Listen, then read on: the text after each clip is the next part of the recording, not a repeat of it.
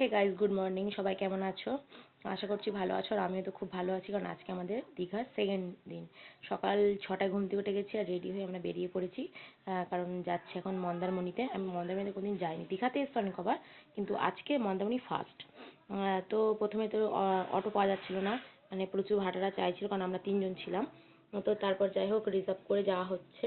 আর এত হাওয়া দিচ্ছিল কি তোমাদের অরিজিনাল কোনো সাউন্ড শোনাতে পারছিলাম না, কারণ তোমরা এত প্রচণ্ড মানে হাওয়া ছিল না, ওদের রেমালের জন্য ঝড়টা বেশি ছিল।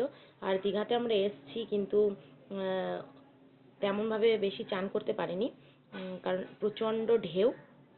যখন ঢেউটা কমলো একটু বেলার দিকে করেছিলাম আগের দিন চান।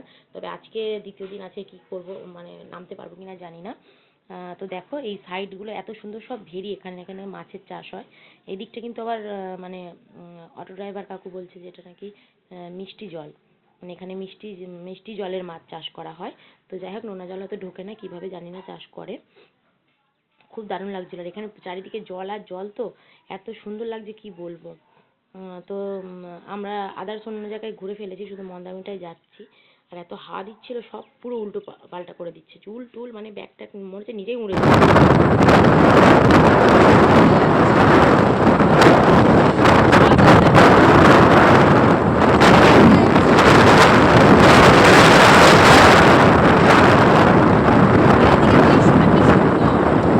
তো আরও মানে কি বলবো, দেখলেই ভয় লাগবে। ওখানে তো কেউ নামেই না, পুরো রাস্তার উপর জল চলে আসে। আর হাওয়া দিচ্ছে বলে না, গরমটা এখানে তেমন নেই। তো ভিউগুলো দারুণ, খুব সুন্দর লাগছে, মনে হচ্ছে নেমে যায়, গিয়ে এক্ষুনি রিলস বানায়। আর এখানে দেখো পুরো এগুলো চড়া পড়ে গেছে, মানে সমুদ্রের জলটা আসে এখানে, এই যে নদী মোহনা বলে না, ওই জায়গাটা এখানটা। তো আমরা অটো করে যাচ্ছিলাম, তোমাদের সঙ্গে পুরোটা শেয়ার করছি। আর এই কিছুক্ষণের মধ্যেই নেমে যাব। তো মন্দারমণিতে কী আছে আমি কিন্তু জানি না, সমুদ্র তো থাকবে অবশ্যই, তাছাড়া কিছু আছে কিনা আমি জানি না। চলো যাই, তারপর তো গিয়ে দেখছি। এদিকটা পুরো এখন ভাটা পড়ে গেছে, দেখো কি দারুণ লাগছে না। আর বসার জায়গা করে দিয়েছে, এত সুন্দর লাগছে না। আর ওই মাছ ধরছে সবাই ওই নৌকো করে, ওটা হচ্ছে মোহনা। আগেরবার এসে আমরা মনে দেখেছিলাম। এই সমুদ্রটাকে দেখো পুরো উত্তাল, এখানে কিন্তু নামাই যাবে না, মানে ওপর থেকে দেখতে এত সুন্দর লাগছে। আর ঢেউটা এত ঢেউ দিচ্ছিল, মানে কি বলবো, সারা রাস্তা জুড়ে সমুদ্র দেখতে দেখতে গেছি আমরা মোহনাতে। ওল্ড দীঘাতে যেমন ঢেউ থাকে, তো এখানে পুরো সেম। আর এখানটা নাকি খুব গভীর, কাকু বলছিল। এই যাচ্ছি আমরা এখন মন্দারমণি, চলে এসেছি, অটো থেকে নামলাম, মা আসছে ওই। আর এটাকে দেখো, আপনি কাঁধে উঠে পড়েছে পুরো। হ্যাঁ, জল জল, হ্যাঁ ভালো দূর, সেই অনেক দূরে রয়েছে জলটা, না কি দারুণ লাগছে।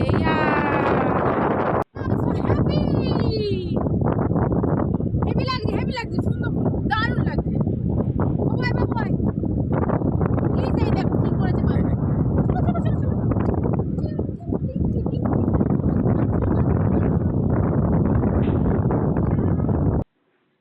আর এখানে মন্দারমণিতে সমুদ্রের জলটা অনেকটা এগিয়ে এসছে, আর ওদিকটা আবার মিডিলে পুরো ফাঁকা, মানে ওখানটা কোনো পুরো বালি রয়েছে, কোনো জল নেই। তো ওখানে তৃষান সেই দৌড়ে চলে গেছে, দেখো ওর সঙ্গে সঙ্গে মাও রয়েছে, জুতো টুতো খুলে ফেলে দিয়েছে।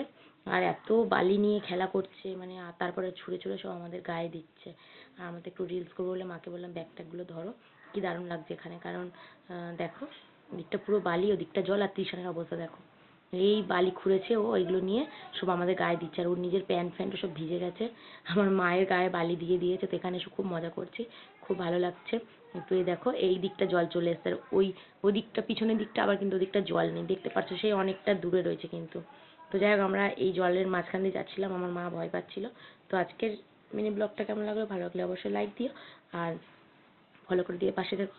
চলো আমরা একটু এনজয় করে নিই, পরের ব্লগে দেখা হবে, টাটা।